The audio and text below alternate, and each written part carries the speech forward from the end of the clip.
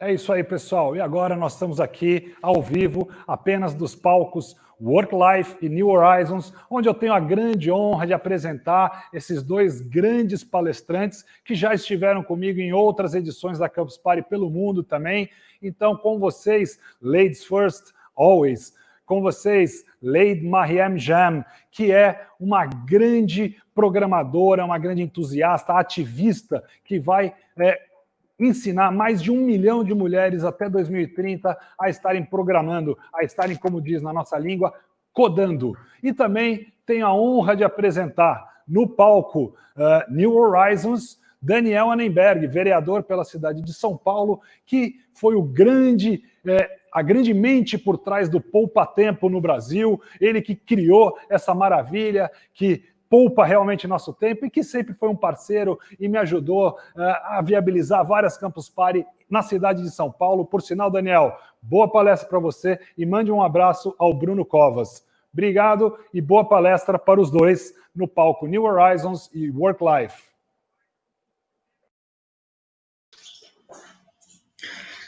Olá, tudo bem? Tonico, me ouve? Todos me ouvem? Um prazer estar aqui, Tonico, obrigado pelo convite, é sempre um prazer estar na Campus Party, aliás, é um grande prazer que a gente possa estar junto, mostrando um pouquinho do que a gente fez aqui na cidade de São Paulo, que, como vocês sabem, é a maior cidade da América Latina. São Paulo tem aí 12 milhões de habitantes, a zona metropolitana, a gente chega aí a mais de 20 milhões de habitantes, e eu vou falar um pouquinho do tempo que eu fui, nos últimos 3 anos, de 2017 a 2019, o secretário de Inovação e Tecnologia da cidade de São Paulo. Essa secretaria não existia, passou a existir a partir de 2017, e eu tive o privilégio de ser o primeiro secretário a coordenar essa secretaria, e a partir de dezembro do ano passado, voltei para a Câmara Municipal de São Paulo para continuar como vereador da cidade de São Paulo. Vamos falar um pouquinho como foi esses 3 anos de construção de uma cidade inteligente, de uma São Paulo inteligente, e é muito importante que a gente possa estar mostrando isso. Se puder, quem está aí me ajudando a fazer a apresentação, a ideia é justamente falar sobre São Paulo inteligente. Se puder passar a próxima, agradeço. Na verdade, eu sou formado em administração pública aqui em São Paulo, pela Fundação Getúlio Vargas, e em ciências sociais pela Universidade de São Paulo. E eu fui, como disse, secretário de Inovação e Tecnologia, antes disso, presidente do DETRAN, né, do Departamento de Trânsito da América Latina, o maior departamento de trânsito da América Latina, e a gente... além disso, também fui o idealizador do que nós chamamos do Poupa Tempo. Poupa Tempo, na verdade, é a loja do cidadão, né? A loja do cidadão que Portugal também montou, e isso é muito importante vocês terem uma ideia, porque a loja do cidadão, acho que em Portugal todo mundo conhece, e funciona muito bem. Queria contar um pouquinho, né, sobre São Paulo, né? Para quem não conhece, como eu falei, essa região metropolitana de São Paulo é a 5ª região com maior densidade populacional do mundo, e também é o principal centro econômico do Brasil, e diria que também da América Latina. É muito importante para todo mundo saber sobre isso. Mas São Paulo, apesar dessa situação, é uma cidade com muitas desigualdades, uma profunda desigualdade social. Vocês estão vendo aí, nós temos regiões extremamente ricas e temos regiões extremamente pobres na cidade de São Paulo. No caso, vocês veem à esquerda o Jardim Europa, que é na região central de São Paulo, e do lado direito a região de Perus, que é uma região mais na zona norte da cidade, mas que é muito importante para ver, boa parte das regiões de São Paulo tem essa situação. E na Secretaria Municipal de Inovação e Tecnologia, nós criamos a nossa interpretação do que seria essa cidade inteligente, do ponto de vista da nossa gestão municipal. né, a São Paulo inteligente e humana, é fundamental falar isso, que transforma a gestão da prefeitura e o atendimento ao cidadão, usando a tecnologia e a inovação como ferramentas, como habilitadores para reduzir desigualdades e deixar a vida na cidade mais simples, mais fácil para o cidadão. Ou seja, tecnologia e inovação são meios, não são fins em si mesmo, não são objetivos por si só, são meios para a gente alcançar uma cidade mais inteligente, uma cidade com melhor qualidade de vida. Na nossa secretaria, a gente trabalhou em 4 grandes frentes: em atendimento ao cidadão, em inclusão digital, em melhorias, né, na área de tecnologia da informação e inovação em governo. Eu vou falar um pouquinho sobre cada uma delas. Na área de atendimento ao cidadão, a gente criou uma política municipal de atendimento ao cidadão, que não havia na cidade de São Paulo, e baseado nessa política de atendimento ao cidadão, nós renovamos o que nós tínhamos de call center, no nosso SP156, que recebe mais de 20 mil ligações por dia. Nós refizemos o portal do 156 e também nós temos um aplicativo com alguns dos serviços da prefeitura no SP156. A gente tinha muitos telefones de acesso da prefeitura e conseguimos consolidá-los todos no 156, telefones os mais variados, tinha mais de 10 linhas de vários órgãos que hoje estão todos reunidos no SP156. Com isso, melhoramos muito o atendimento ao cidadão e o nosso portal, nós fizemos, inclusive, uma mudança significativa, baseado na experiência do cidadão, através de pilotos e com o apoio do 011 Lab, que é o laboratório nosso da Secretaria e da Prefeitura de São Paulo, nós refizemos o portal do SP156. E criamos o Descomplica, que é o poupa-tempo municipal. São Paulo está dividido em 32 prefeituras regionais.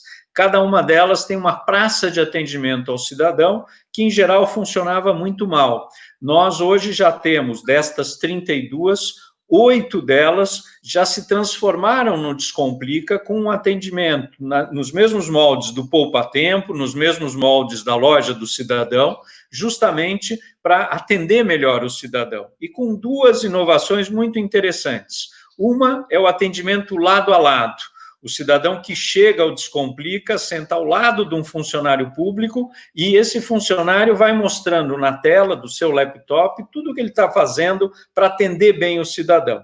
E o Descomplica digital, porque além da inclusão digital, nós precisamos aculturar a população como usar serviços eletrônicos. Boa parte da população não sabe ainda usar e realizar serviços eletrônicos. Portanto, o Descomplica Digital é, nesse sentido, uma inovação muito grande na cidade de São Paulo, e a ideia é que a gente possa estender isso para as demais prefeituras regionais.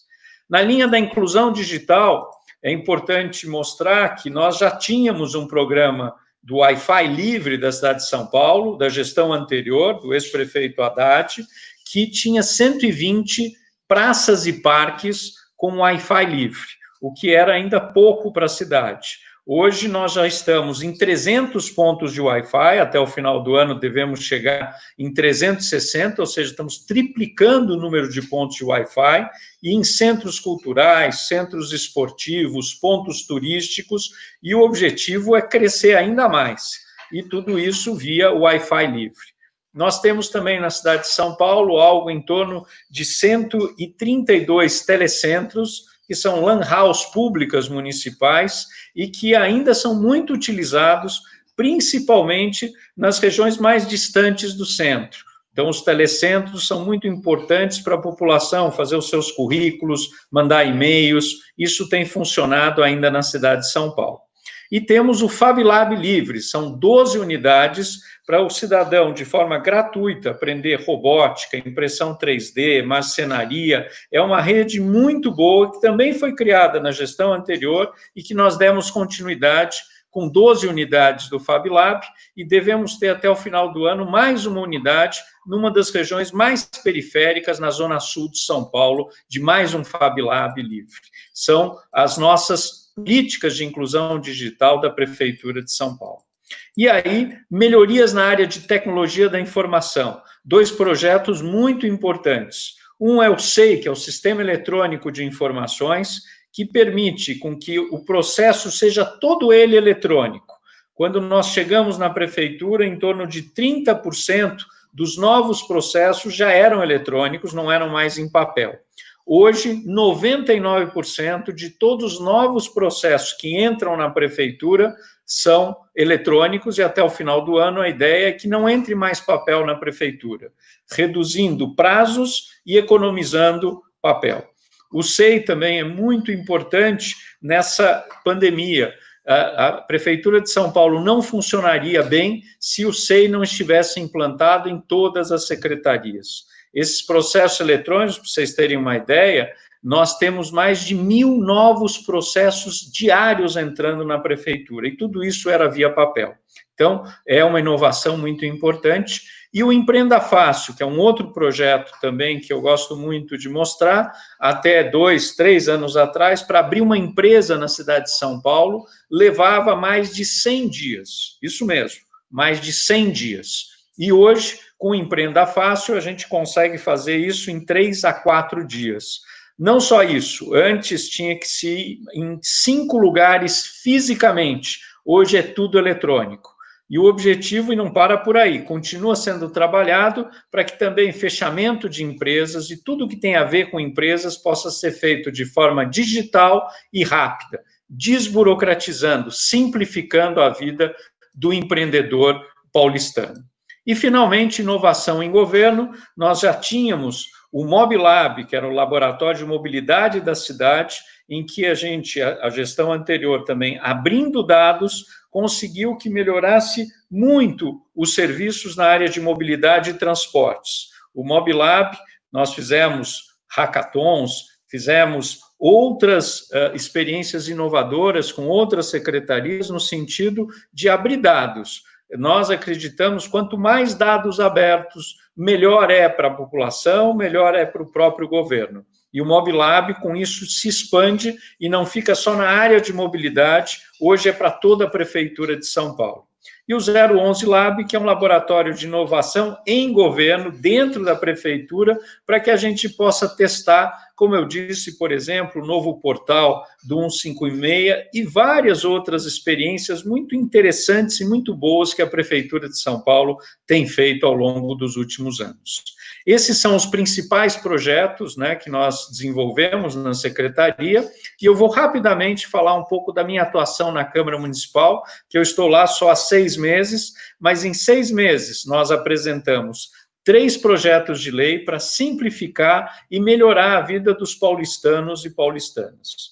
O primeiro projeto de lei, que já foi aprovado, é o projeto da Política Municipal de Linguagem Simples.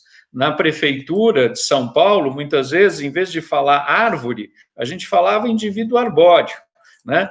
Em vez de falar algumas coisas mais simples, falava-se por siglas. O projeto de lei que instituiu essa política municipal virou lei agora em março de 2020, e São Paulo foi a primeira cidade do país a adotar uma lei que facilita a comunicação do governo com o público, tornando esses serviços públicos municipais mais acessíveis aos cidadãos e cidadãs e fomentando a democracia. É muito importante citar que, baseado nessa lei que foi aprovada em São Paulo, sancionada pelo prefeito, outros lugares do Brasil, o governo do Ceará está com um projeto nesse sentido, e na Câmara Federal já existe um projeto de lei federal que está tramitando e esperamos que possa virar uma política federal de linguagem simples, o que seria muito importante para o nosso país. Um segundo projeto de lei é o projeto de lei sobre transparência de dados durante a pandemia. Esse projeto está para ser votado nos próximos dias e semanas na Câmara, e a ideia é que a transparência de dados e informações, que já está prevista na nossa Constituição, e é um direito garantido da população, e uma ferramenta para diminuir a desigualdade e coibir a corrupção. No início da pandemia, a gente protocolou esse projeto, que prevê a transparência ativa de dados, gastos e informações da prefeitura em situações de emergência e calamidade pública, como estamos vivendo, e essas informações têm que ser exibidas em linguagem simples e reunidas num só portal, num só local, para facilitar o acesso da população aos dados. E, finalmente, um terceiro projeto em que nós já fizemos uma consulta pública, houveram aí muitas experiências interessantíssimas e que é a questão dos negócios de impacto, principalmente de impacto social. E qual a conexão entre negócios de impacto e cidades inteligentes? A gente acha que os governos municipais podem assumir esse papel estratégico no desenvolvimento econômico no nível local, especialmente no que se refere a essa potencialização e apoio à inovação, à criatividade, à visão empreendedora, né, e aos propósitos de impacto social que já existem nas periferias das cidades, como a cidade de São Paulo. A gente está em fase final, nosso gabinete, de elaboração de uma proposta, de um projeto de lei sobre o tema, será apresentado na Câmara nas próximas semanas. Basicamente, o que eu tinha para colocar, como São Paulo, uma cidade inteligente, é isso. Eu espero que vocês tenham gostado. Tem muito mais para se falar sobre São Paulo, mas, de uma forma resumida, a gente consegue mostrar alguns dos principais projetos que, nos últimos anos, a Prefeitura de São Paulo, a maior prefeitura da América Latina, tem desenvolvido.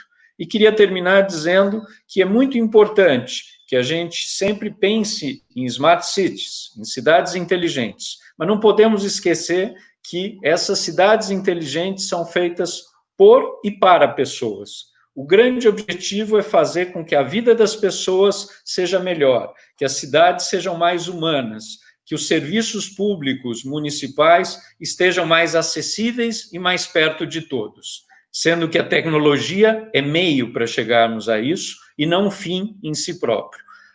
Tendo dito isso, me despeço aqui e fico à disposição também para que a gente continue conversando. Muito obrigado a todos. Perguntas?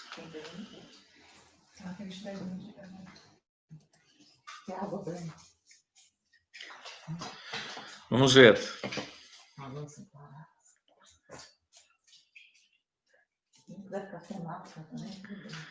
Ok. Aqui estamos vendo, yes, temos algumas questões. Ok. Vamos ver, assim, os comentários, se temos algum comentário. Ou se alguém da produção tem alguma pergunta para nos fazer.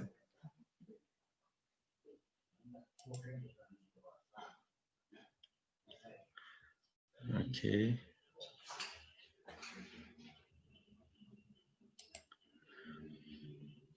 Acho que não tenho nenhuma pergunta por enquanto.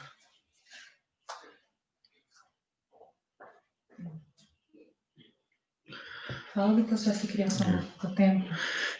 Para quem não conhece, né, tanto a Loja do Cidadão, que mora, que vive, que existe em Portugal e que eu conheço, já visitei algumas das unidades em Lisboa e outras cidades, se baseou muito no nosso processo do Poupa Tempo de São Paulo. Isso foi no começo dos anos 2000 e também no Saque da Bahia, que é outra iniciativa muito boa do governo estadual da Bahia. E nós, em cima desse projeto, nós desenvolvemos o Poupa Tempo sempre com o objetivo de fazer com que simplifique a vida também das pessoas. Só que isso começou em 1997, já se vão lá 23 anos em que a primeira unidade do Poupa Tempo passou a existir.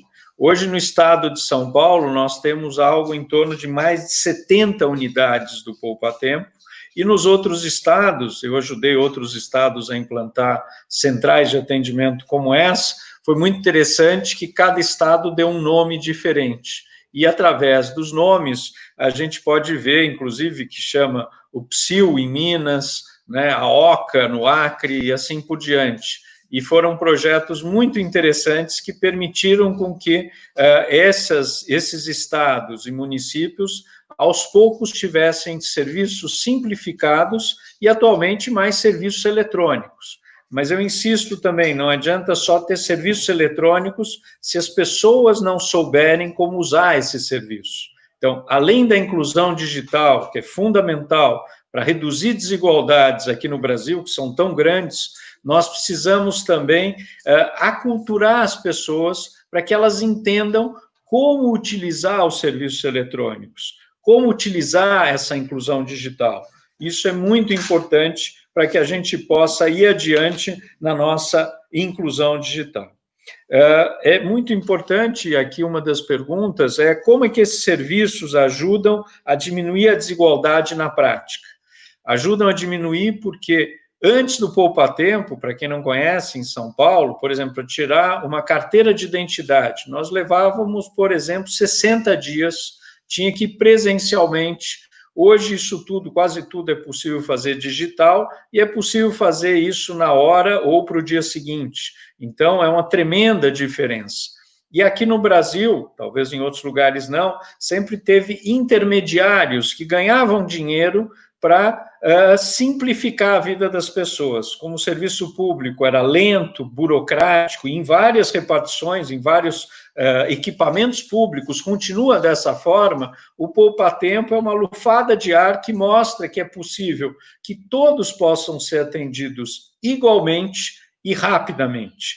Isso é uma tremenda diferença num caso como o nosso do Brasil, no caso de São Paulo, em que ainda existem muitos intermediários e muitas pessoas no serviço público que criam dificuldades e que, com isso, podem ajudar um poupa-tempo a que não possam, né, pessoas vendendo facilidades. O próprio serviço público precisa fazer isso. Então, isso é muito importante para a população, faz com que pessoas mais vulneráveis, mais simples, com menos acesso aos serviços públicos, possam ter um serviço público de qualidade que aquelas pessoas que têm mais recursos já tinham.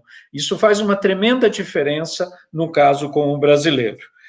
Uma outra questão que tem aparecido é qual o impacto financeiro da desburocratização no governo de São Paulo. Nós conseguimos reduzir bastante os custos, muitas vezes com até diminuição também de parte dos funcionários, mas o principal é para o cidadão. O impacto financeiro para um cidadão que tinha que ir 3, 4, 5 vezes a um órgão público para resolver os seus problemas, vou dar um exemplo do Departamento de Trânsito. Quando se tinha que tirar uma segunda via de uma carteira de motorista, muitas vezes se tinha que ir 2 ou 3 vezes até conseguir ter essa carteira. Hoje é tudo feito digitalmente. Então, o custo que o cidadão tinha de tempo, de deslocamento, poluição na cidade, trânsito, tudo isso reduz enormemente os tangíveis e custos intangíveis. Então, é muito importante e não tenho dúvida que é um exemplo para outros serviços públicos também dessa possibilidade da gente conseguir reduzir bastante o tempo, os custos, né, e essas diferenças sociais através de unidades do poupa-tempo e do Descomplica. Um outro ponto aqui, uma outra pergunta, por que focar na desigualdade digital em um país com tanta desigualdade social? Essa pandemia ficou claro para todos nós que a inclusão digital é um artigo de primeiríssima necessidade. Assim como no Brasil, saneamento básico, educação pública de qualidade, serviços de saúde com qualidade, transporte público, são questões de primeiríssima necessidade para quem hoje vive no Brasil. Inclusão digital é inclusão social. As pessoas das populações mais vulneráveis, que tiveram que ficar nas suas casas, muitas vezes, muitas pessoas vivendo no mesmo cômodo, sem acesso à internet, sem equipamentos de tecnologia demonstram, por exemplo, o filho de uma dessas pessoas, uma enorme dificuldade nos últimos 100 dias para estudar à distância, né? Se ele não tem acesso à internet, se ele não tem acesso à tecnologia, muitas vezes ele não consegue acompanhar uma aula, sendo que as pessoas que têm acesso a isso, que têm mais recursos, conseguem acompanhar muito melhor. Então, hoje, inclusão digital é inclusão social.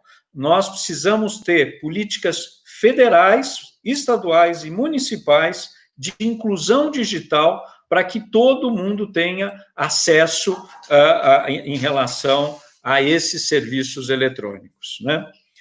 Mais uma questão, se a gente está conseguindo estender a tecnologia para outros setores, como educação e saúde, né, além desses documentos. Nós, aos poucos, estamos conseguindo montar nas escolas públicas municipais, na Prefeitura de São Paulo, laboratórios que precisam ser dos mesmos moldes dos Fab Labs, né? É muito importante que a gente também possa, nos serviços de saúde, agendar consultas à distância. Antes o cidadão tinha que ir até um local para fazer a consulta, para marcar uma consulta, e não só para ser atendido. Então, é muito importante que a gente possa também fazer isso de forma remota, e hoje existe tecnologia para tudo isso. Então, a área da saúde, a área da educação, a área de transportes, eu não tenho dúvida que nós estamos avançando. Ainda há muito para ser feito, não só na cidade de São Paulo, mas no Brasil. Mas é fundamental que utilizemos a tecnologia como meio para que a gente possa, com isso, melhorar a qualidade de vida, humanizar as cidades e fazer com que a gente tenha serviços públicos melhores para toda a população.